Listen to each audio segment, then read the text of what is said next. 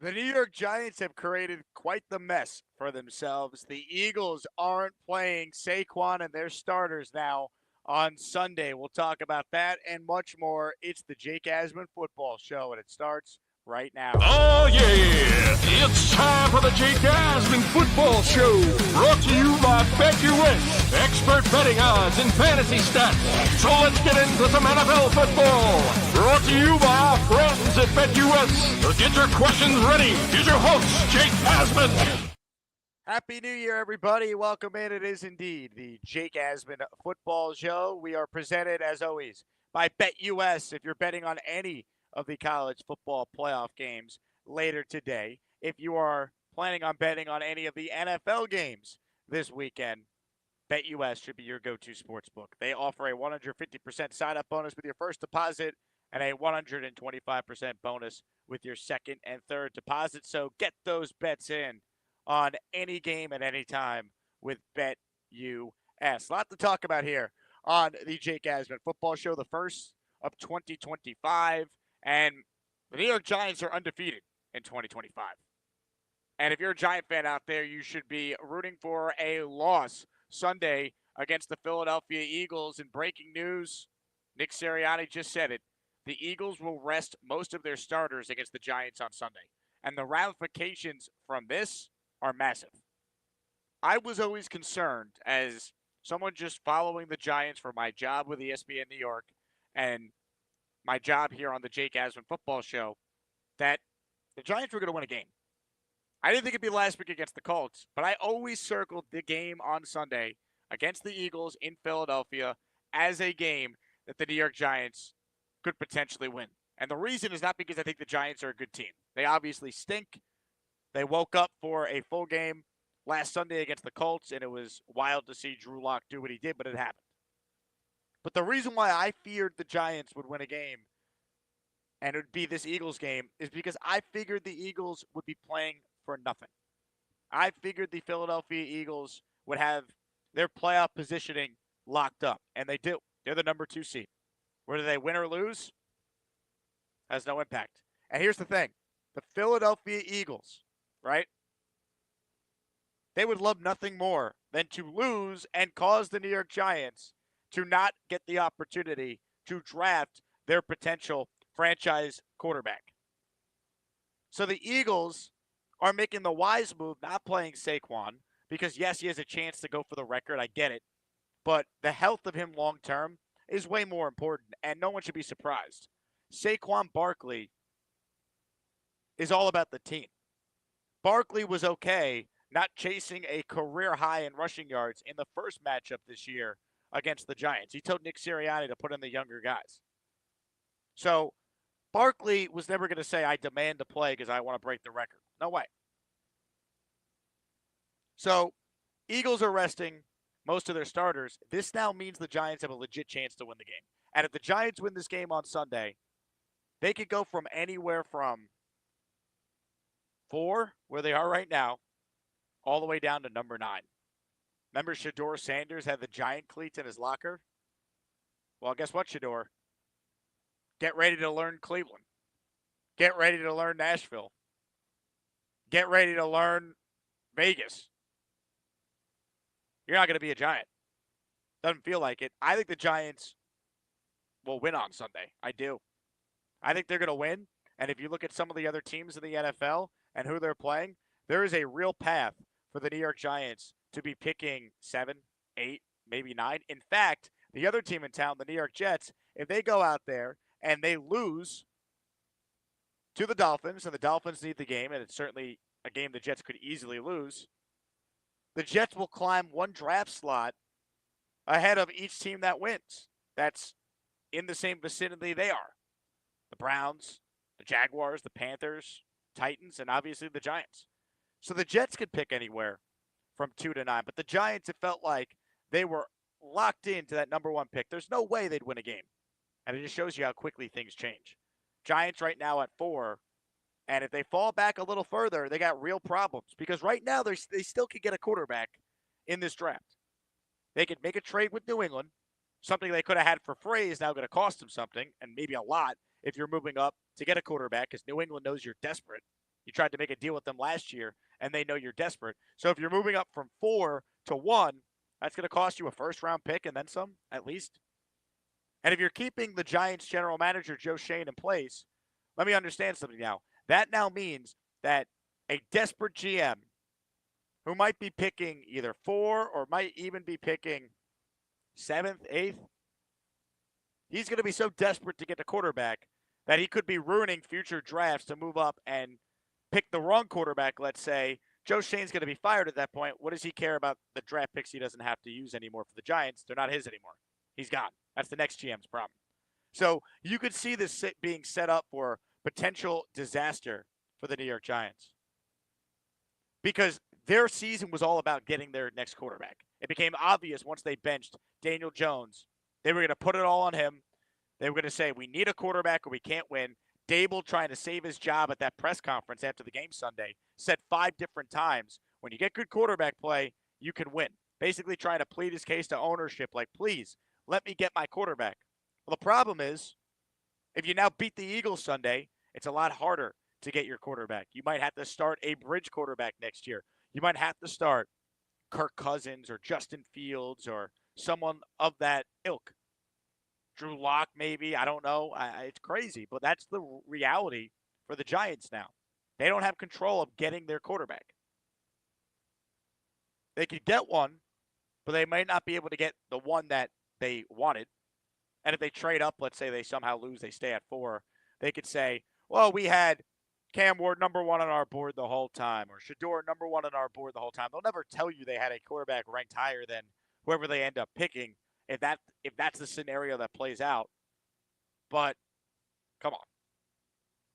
And that's if they lose, which I don't know if they're going to lose to the backup Eagles. I think Nick Sirianni and Howie Roseman will conspire to make sure they lose that game. They'll bench the backups for third stringers. They'll call plays that don't put them in advantageous scenarios to win. Players are going to play. Like the Eagles players that are out there are going to try and win the game. But what you could do is maybe you call a couple extra runs up the middle that you know won't work against a certain defensive look. Players are going to execute whatever you call, but there's a way to calculate the game where you lose. And Brian Dable doesn't know if he's here, so he's trying to win every game. He's not going to sit here and be like, oh, yeah, I'm going to lose because if I am here, I'll get to pick my quarterback. I'll have a better chance to get my guy if I lose. He doesn't give a rat's ass. He might not be here. So I think the Giants are winning Sunday, and if that happens, the entire draft order, everything, the ramifications of that win will be even bigger than the win they just had over the Joe Flacco-led Colts. Unreal. I mean, you look at some of the other matchups here. I mean, New England's playing the backup Bills. Tennessee's playing the backup Texans. Jacksonville's playing the Falcons, but with the way the Falcons have played, would you be shocked if Jacksonville won that game? I wouldn't be. I say all that to say that there could be a lot of movement in the NFL draft order. A lot of movement that could still unfold between now and the conclusion of the Week 18 slate. I don't think the Browns will beat the Ravens, but Jacksonville could beat the Colts. Carolina could beat the Falcons. Titans could beat the Texans. And the Giants could beat the Eagles. You got backups playing in the Ravens game. The Colts aren't any good to begin with. The Falcons aren't great to begin with. Backups playing in the Eagles game and Texans game. I mean, you talk about the Giants going from 1 down to 7, 8, 9. It could happen. Either way, something that was now free is now something that is going to cost the New York Giants. That is a fact. Hit the like button if you're tuning in. It's the Jake Asman Football Show presented by BetUS here on the channel. I mean, wow. So much up in the air. So much can be decided with this draft order. And also, the other thing I'll point out for anyone who watched the games last night or the Fiesta Bowl between Penn State and Boise State, Drew Allard, the kid from Penn State, a lot of NFL teams think highly of him. He said he was going back to school. But there's NFL GMs still scouting him because there's a thought out there. What if he changes his mind and declares for the draft? If he could be a top 10 pick this year, which maybe he could be. He's got the arm strength. He's got the size you look for from a first-round guy. If Drew Allard could be a top 10 pick, I know you love college. Who doesn't? You want NIL money? Great. If you could be a top 10 pick in a draft class where they say there's only two guys worthy of being picked, Sanders and Ward, you got to come out if you're Drew Allard, right? You have to. You got to come out. Because at the end of the day, if you could be a top 10 pick, that's way more money than you're making in NIL. And yeah, you can go back to college and maybe be a top 5 pick next year. Or I don't even know if he'd be a top 10 pick this year. Maybe he's a top 20 pick. Who knows? But the point is, when you're thought to be that kind of first round guy, maybe, you got to take the money. NIL money's good. It's not NFL money. And you could get hurt next year. You never know. You never know. So that complicates things now, too, because, Jalen Milroe, I don't think was that impressive in his bowl game. He looked bad. Is he a first round guy? He's like a developmental guy that maybe needs another year of seasoning. I mean, I don't really see the hype with Dalen Gabriel. I don't see the hype right now with Carson Beck, who's hurt, not even playing today for Georgia.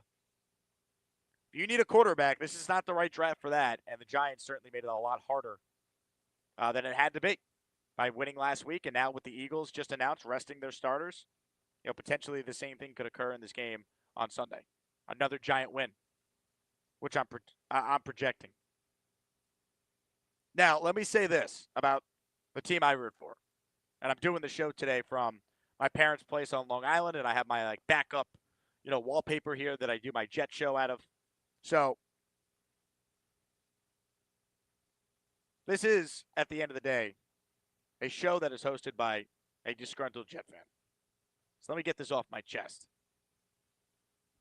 Sauce Gardner came out after the Jets were annihilated by the Bills on Sunday, and he said he felt like guys were checked out.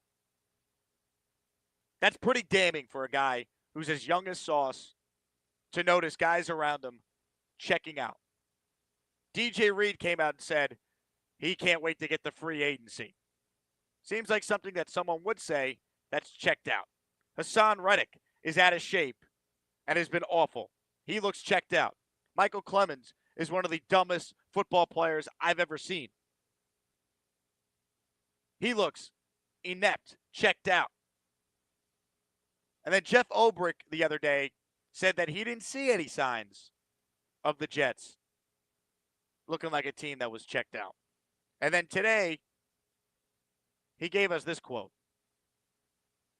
Ulbrich believes the Jets are still fighting, saying, I looked at every single human being from an individual standpoint, collective standpoint, all of it. And I saw no quit out there. It's still good enough. I'm not saying there's a consolation prize in that, but it's the fact that this team is still fighting and battling and finishing. It's a testament to that part of the culture. Let me say this to Jeff Ulbrich.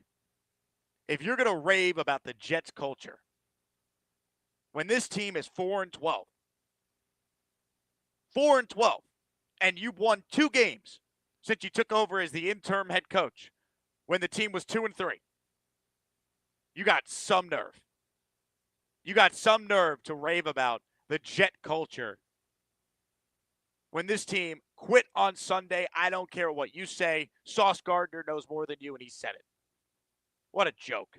This guy is one of the worst head coaches I've ever seen.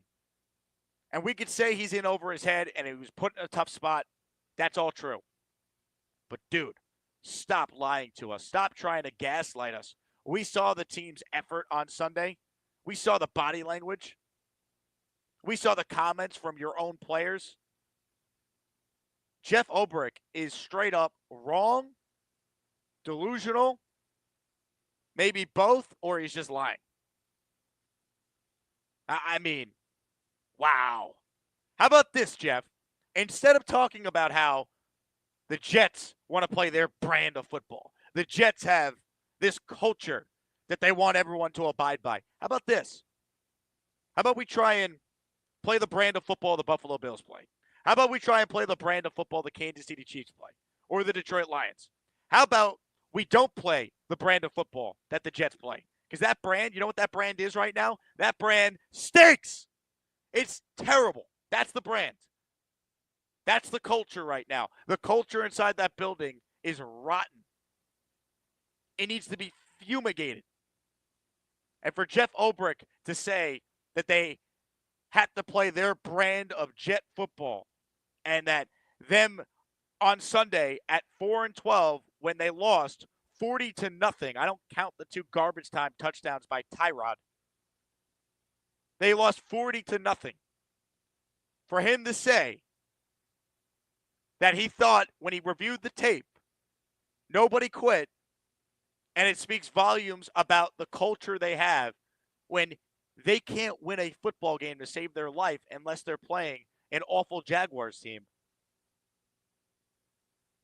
I mean, I don't know what to say. What a clown. What a clown. What a joke. You know what the Jets need? A real leader. And those quotes just emphasize what they need. Jets had 16 penalties on Sunday, 5 personal fouls. And this coach is going to try and lecture us on the culture they have. That guy showed fight. They need a leader. They need someone with experience. They need a Vrabel. They need a Flores. They need a Gruden. They need a Rex. That's what they need. Not Jeff Ulbrich, who's trying to be buddy-buddy with everybody, who's telling us that Hassan Reddick is one of the most selfless athletes he's coached. Guy held out for half the year, has sucked since he's been back, and has been reported he is out of shape and has been out of shape, and that's why he stinks. But you're going to tell us that the guy is selfless? Are you kidding me? What a clown show. What a joke. What a joke. That quote speaks volumes. The quote the other day speaks volumes. Leadership. That's what they need. Leadership. Starts at the top, and it needs to be someone that can hold people accountable. That's it. You hear those comments there. You just got to laugh. You just got to laugh. Before we wrap up the Jake Asman Football Show, our first Super Chat in the year 2025 goes to 25, whose Super Chats is here on the Jake Asman Football Show. The following statement. Please let the Jets play their brand of football for one last game before the facility is fumigated so I can hammer Miami money line. Yeah, right? I mean, at this point, play the brand of football one more time. Maybe the Giants will win. Maybe some of these other teams playing backups will win. And the Jets can move up from 7 to 4, 3, 2. Probably not 2, but they could move all the way up to 2, which is insane, but it is true. Unreal. Unreal. We got to play our brand of football. Our culture is great.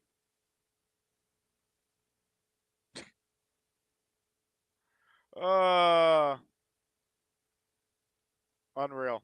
Unreal. Hope everyone had a great New Year's Eve. Happy New Year to all. Once again, this has been the Jake Asman Football Show. We're presented, as always, by BetUS. 150% sign-up bonus. 125% second and third deposits. Let's go, baby. Get your picks in. We got college football today, NFL later this week. Want to wish everyone a happy New Year once more. Thank you for watching. Hit the like button on your way out of here if you're new. Make sure you subscribe to that channel. My name is Jake Asman. You know that by now. Appreciate all of you. And I'll talk to you next time on the Jake Asman Football Show presented by BetUS.